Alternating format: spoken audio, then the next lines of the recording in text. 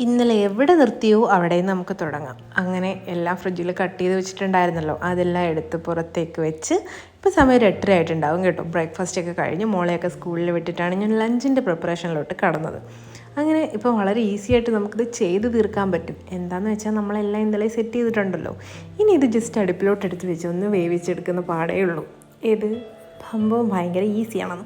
അങ്ങനെ ഞാനൊരു വെറൈറ്റി ഞാൻ ആദ്യമായിട്ട് ഉണ്ടാക്കിയൊരു ചമ്മന്തിയും കൂടി ട്രൈ ചെയ്യാമെന്ന് വെച്ചു. ഇങ്ങനെ മുളകും ഉള്ളിയൊക്കെ വറുത്തിട്ട് ഇതെല്ലാം വെച്ച് സെറ്റ് ചെയ്ത് കഴിഞ്ഞപ്പോഴാണ് ഞാൻ ഓർത്തത് കഥയിലെ മെയിൻ ആളായിട്ടുള്ള ചോറ് ഇതുവരെ റെഡി ആയിട്ടില്ല.